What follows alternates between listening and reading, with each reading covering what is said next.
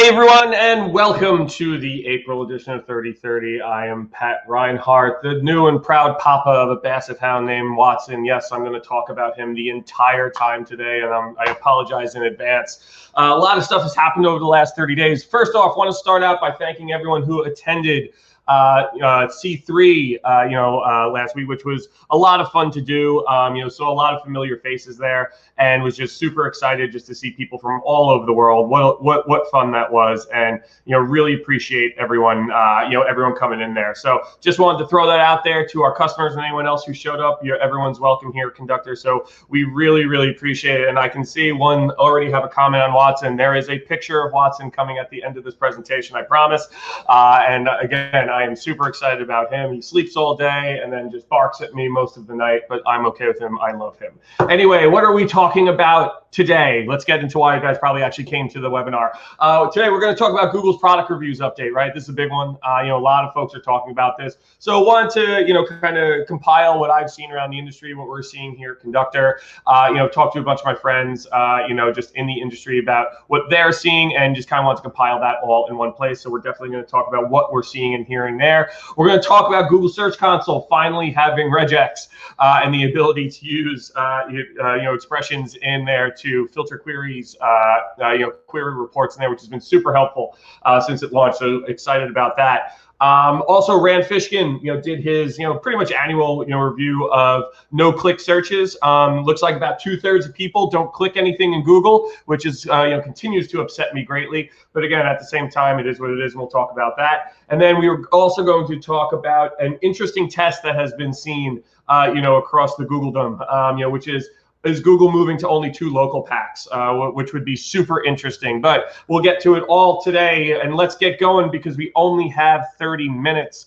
Number one, Google's product review update, what we are seeing and hearing. So on April 8th, Google launched its product review update, which is aimed at high quality product review content. Right now, it is only live for English languages, for the English language, excuse me.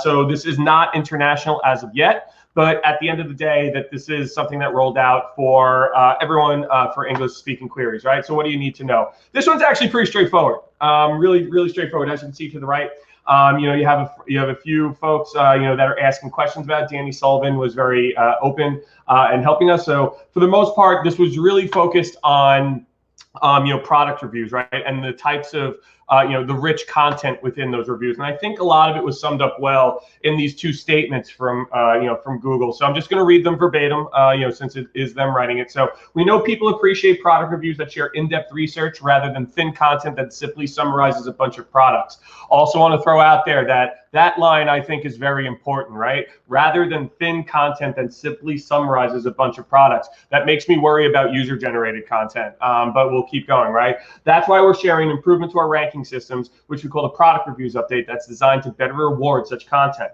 The focus overall is on providing users with content that provides insightful analysis and original research. Content written by experts, enthusiasts or enthusiasts that know the topic well, right? And as you see to this to the right, Danny had said while the focus is on products, service reviews may also benefit from this update. So it's not just, hey, I'm selling this physical thing. It is, I have a service that someone can comment on or someone can review. So it's all types of, so that is technically a quote unquote product.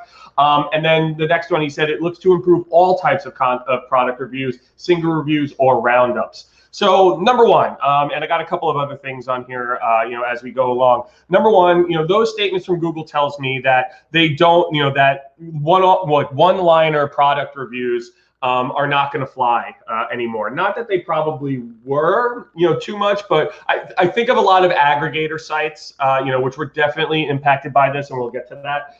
But I also think about, just user-generated content, and this is something that I talked about a little bit at C3, but after talking to a few folks over the last week and just seeing more and more of what the impact was, I'm worried about when folks just come by and say, hey, had a great experience with this, exclamation point, and that's it, and that's their review. That and they give you a 5-star review. I feel like that type of content, while still valuable, I think Google may be trying to determine on whether or not that was a bot that was writing that, outside of, folks who do like real rich in-depth product reviews. And you see that all over the place, right? People just saying, hey, this is great, thumbs up, had a great experience, like very one-off, very straightforward, very straightforward product reviews or service reviews. And I think that, with this, with this coming to pass, where it's these really rich, in-depth product reviews, and service reviews, I worry a little bit about that because, like, I still find the other types of reviews valuable, right? Not the ones that are clearly a bot or clearly someone who was paid to write it. Those are all over the place. So obviously that's what this is targeting. But I do believe that there is, value in someone giving a 5-star review that is just someone who doesn't want to spend 30 minutes writing a novel about why they love a certain product or service that they had. So I think that that's something that's going to be the give and take here, is that while I do believe that, trying to suss out, robotic, product reviews and service reviews is a good thing, I do worry about the valuable short one-liner, product and service reviews that people leave, because again, I still find them, valuable. And I think, Glenn Gabe, who of course always does great breakdowns of all this stuff, he had said that product reviews update, via John Mueller, was focused more on affiliate-like content and not e-commerce sites with customer reviews for products, i.e. where affiliates might be reviewing one product or a set of products on one page and not an e-com product page. So that makes me feel a little bit better about it, but at the same time, that math equation is still floating out there, and I feel like that there's a little bit of a blurry line there. That, if it is really targeted at affiliate sites and not e-commerce sites, that's fine if that's true. And is that true? I don't know. I would find that a little hard to believe that Google's not going to look at e-commerce sites and look at much more in-depth reviews on those sites, differently than they would on an affiliate site. And maybe they are, but maybe I'm just skeptic. But at the end of the day, that's something to keep in mind. And, the other cool thing about this, that Google went on to give specific things that if you feel like you were impacted by this, there are specific things that you should consider. And I love that Google has started doing this, so that it cuts down on the mystery of it, right? This really demystifies these types of updates. So, and again, anyone on here, probably this is probably not going to be any shock, but, so what they said is when you're creating content, meaning these types of reviews, express expert knowledge about products where appropriate.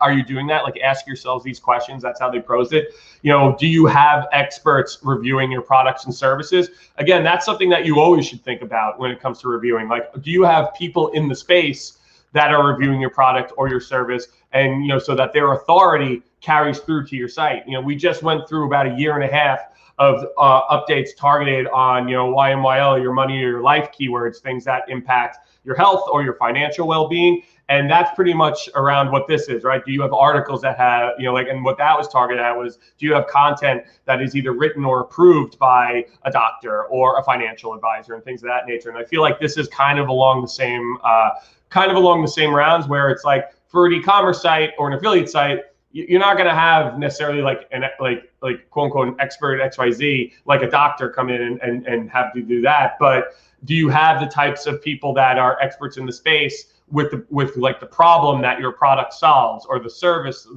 or the problem that your service solves? Do you have someone coming in and confirming that your product or service does indeed solve for that problem? And I think that's a good way to think about it as well, right? So the next one, show what the product is like physically or how it's used, with unique content beyond what's provided by the manufacturer. Now, for any e-commerce site, again, this is where, for me, not targeting e-commerce sites, this is kind of contradicting that, because you're talking about what's provided by the manufacturer.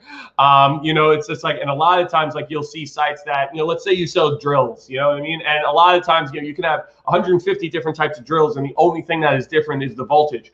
And from there, that's kind of, and what a lot of companies do when they're either reselling it or really just reselling it, or from that nature, they just take what the manufacturer does, gives them, and just puts it on their site. I know this one intimately because I used to run a site called One Click Appliances when I got into SEO back in 2014, and that is what we did. At first we just took the manufacturer's descriptions and we put them on the site, right? And then we slowly made our way and optimized them, but largely that's what we did, right? So this one, I think really speaks to like video. Number one, show what the product is like physically or how it's used. I think that a best practice should always be to have like here's what this does type video, and you see a lot of that both on e-commerce sites. Usually, like when you're scrolling through images, the last image will be a video. Amazon does a really good job of this. Of course they do. But at the end of the day, that's something to think about. Like, do you have videos that actually show the application of your product? Do you have something that shows the application of your service? And do you have people who are commenting on that? And are they experts in the space? So it all kind of ties together. But also, like, depending on how many products you sell, again, if you're selling 150,000 products, it's kind of hard, to go through every description that isn't just what's from the manufacturer. But it is, there is value if you have a manageable amount of products in your, on your site to go through and, kind of enrich that content and not just put up, basically what, specifications. Next one, provide quantitative measurements about how a product measures up in various categories of performance. So this is basically, to me, just like a comparison grid, right? Like a competitor grid where you have it's like Harvey balls for the most part. And at the end of the day, like, do you do that? Are you stacking up against the competitors? I think this one's really interesting because a lot of e-commerce sites do this, but again, like a lot of service sites do this. Like, hey, like I'm like Terminix versus like a more local pest control company, right? What does the local pest control company provide that a national brand like Terminix can't? And that could be, more personalized service or things of that nature. And you can kind of notate that on your site. So that's really good as well. Like, how can you kind of weave that in to your product set and within the reviews, right? Explain what sets a product apart from its competitors. I think this is kind of repetitive with the previous one, so I'll just move on that. Cover comparable products to consider, or explain which products might be best for certain uses or circumstances. So this is, again, just more of like a long form comparison. Like, do you have people who are writing about you, your product as it weighs against other products in the similar space? So, and again, like that all comes down to how you're working with your affiliates, or how you're working with a network of people within, within a similar industry, right? Are you discussing the benefits or the drawbacks of a particular product? And I think this one comes down to, is everyone just saying it's great? This is the greatest thing on earth. This is the greatest service on earth. There's no one saying it's bad. Do you have a healthy mix? Of course you don't want bad reviews, don't get me wrong, but it's suspicious when products or services don't have any bad reviews. Like, listen, man, like you go on, Conductor is an amazing place to work. I have never been happier in my life, at work. But that doesn't mean that's true of everyone, right? Like, you can go on Glassdoor and there's good and bad reviews of Conductor. There's good and bad reviews of every company out there, because people always have different experiences with different things. Same goes for products or services, right? Like, you can't tell me that everyone loves your drill. Someone must have gotten a drill that had a problem or didn't solve the problem, right? So I think it's good to address that listen, like, there are things like this does solve this problem, but there are drawbacks to it, and there are things that are not perfect about this, and you definitely should take that into consideration, right? Describe how a product has evolved from previous models or releases to provide improvements, addresses issues, or otherwise helps users in making a purchase decision. I will tell you the company that does the best job of this, and that is Dyson, the vacuum company. Every single time, every one of their commercials or ads, what does it do? It dumps on the previous model that's there, right? Because they want everyone excited for this new model, even previous owners, right? That's exactly what Dyson does, and they do a very good job of that. So that's something to think about there. It's like, hey, listen, like, we had this old model, there were deficiencies there. We've corrected XYZ deficiencies there. Same thing with, like, any product, right? Like, when we release stuff, in Conductor, we always say, hey, listen, like, this was a gap that exists in the product. We built this new feature to fill that gap. This is the next iteration or the next version of our product. And I think, like, do you write content about that? Do you address that at all? So that's something else to consider too. Identify key decision-making factors for the product's category and how the product performs in those areas, right? So, example, like a car review might determine fuel economy, safety, and handling are key decision-making factors and rate performance in those areas. So that's something to take into account as well. Like, what are the kill points for each one of your, for your product, right? Like, why is yours the best out there? Are you hitting on those kill points? And then of course comes down to like key choices and how a product has been designed and their effect on users beyond what the manufacturer says. Like, do you have customer stories, right? Customer stories are very powerful. Like that's something that I always love. I always love like watching video of a customer reviewing a product or a customer, reviewing a service, even if it's something that the company set up. That's fine too. It's like, listen, this person had a good experience with us, was willing to give us their time, and I think that that's really valuable from a review standpoint as well. Getting those customer reviews, but getting interactive ones and getting really rich content. And then you look around and, just to kind of close the loop on this, like looking around the industry, Glenn Gade, again, we saw a lot of up and down right here.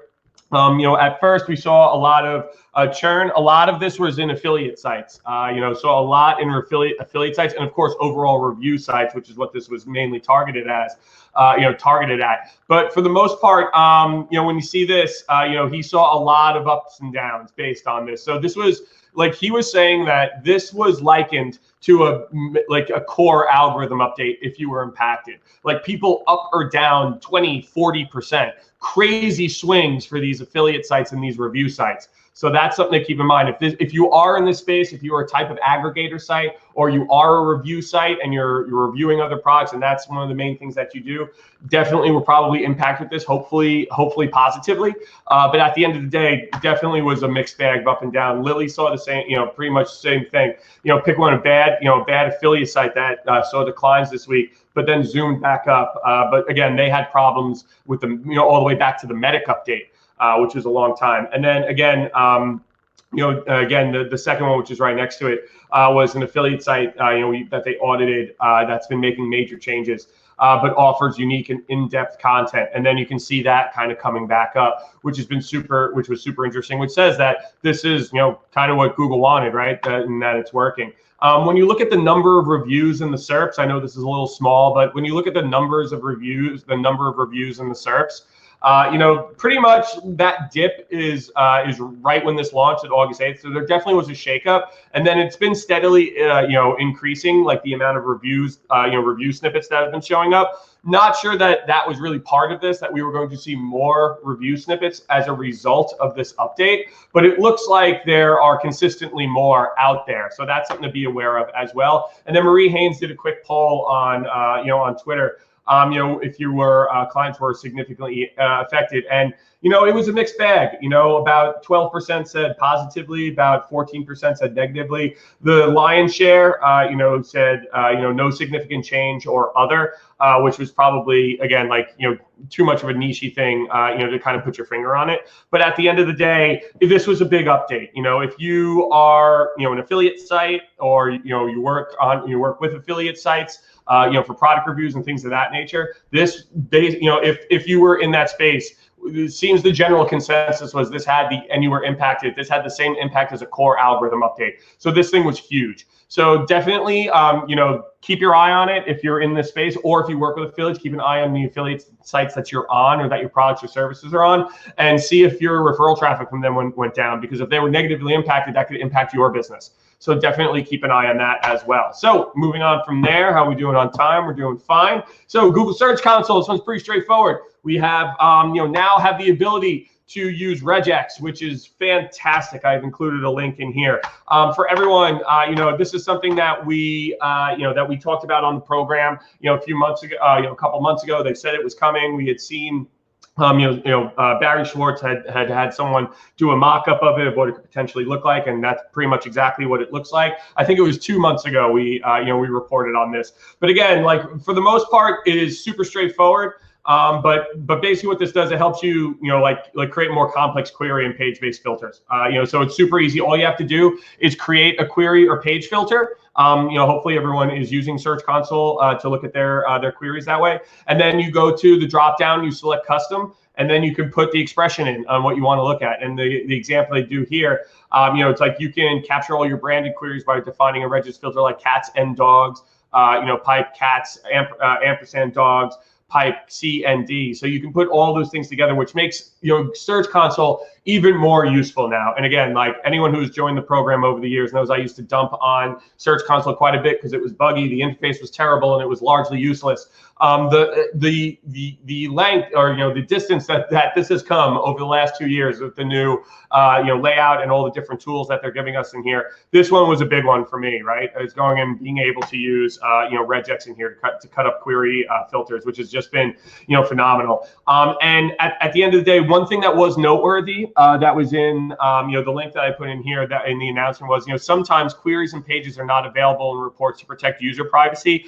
or due to storage limitations. In order to make sure our users are aware of this, we added a reminder that shows each time a relevant filter is applied on queries or pages. So that is something to know that again, not 100% visibility into what's happening, very good data. But again, Google is still cutting out a lot of stuff for privacy. And that's something that's just never, or for storage limitations, but it's probably largely for privacy.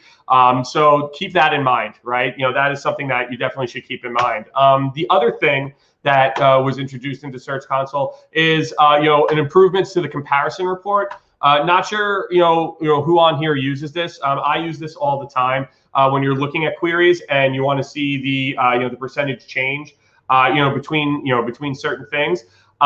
Basically now you can support where, it used to be you only could do comparisons with one metric selected, which is fine. That was fine. It's like, hey, whatever, man, whatever works. But now you can, you can click multiple metrics, and you can see what the percentage change is in aggregate for all of the information in regards to those queries, which is really cool. And that just helps looks at groups and segments of keywords and segments of queries and things of that nature to see the percentage within that group. So I think that makes this tool a lot more powerful. Again, it's not 100% view into what's happening, but it's very, very powerful. And again, this was something that I've been super excited about, that they got, and I've been using it, since it released. So just an update on, an everyday SEO tool. Okay, next thing, as we move along, got about 7 minutes and we still have not shown any pictures of my dog. So Rand Fishkin released his, basically annual study of no-click searches, right? And he found that 65%, so about 2/3 of clicks, organic clicks that came to Google in 2020 did not click on anything. So that is terrible. Obviously the volume in clicks has risen in Google, and it's still, oh my God, like in the trillions, and after he used to use jump shot data, to do that, and then jump shot got shut down due to privacy concerns, as everybody knows, which was a bummer. But so he's using SimilarWeb, and basically the key takeaways from the report are, that, about 5.1 trillion Google searches happened in 2020, or they analyzed, about 5.1 trillion Google searches. These searches took place on about 100 million plus mobile and desktop searches, which is how SimilarWeb gets their clickstream data. Of that group, 33.59% resulted in clicks on organic search results. So so just about 34% of folks clicked on a link, went to your site or to someone else's site. Only about 1.6, resulted in paid search results, which is on par with what we've always seen. We all know that, 90%, 98% of the budgets go to paid, but very, very little clicks, actually go in terms of volume, go to paid search ads. And then, 65%, 64.82 to be exact, completed a search without a direct follow-up click to another web property, which means that, Google was the destination and they got whatever they needed, or they just went to Google and just looked and got whatever they needed on the SERP and then left, and they didn't do anything, which again, just to close out, searches resulting in a click are much higher on desktop devices, which again is not surprising, as from a phone standpoint, people are browsing, click and not necessarily clicking on anything. And then zero-click searches are much higher on mobile devices, which again does not surprise me, because when you think of like local searches, like near me, or looking for something and you see the local pack, you could just get the address and turn around and it's right there. It's like, oh, okay. So from that standpoint, pretty interesting findings, and just another view at it. When you look from 2018 to 2020, that it's definitely grown. Definitely grown, but also volume in general has grown. But the percentages of going to no click obviously, giving the last, the last snippet here, or the last stat here, the 77.22, on mobile devices, that zero click were much higher in mobile devices. That's definitely what's contributing to this growth, right? Is that, as people are on mobile devices, they're scrolling around, they're not necessarily clicking on anything, they're finding what they want, because they're asking a question. There's a great question in the chat right now. How many of the non-clicks are informational discovery? Great question. I actually do not have the answer to that, but I am going to take that as a takeaway, and I will update everyone next time around, and I will email you in particular, so just writing you down right now on what that data is.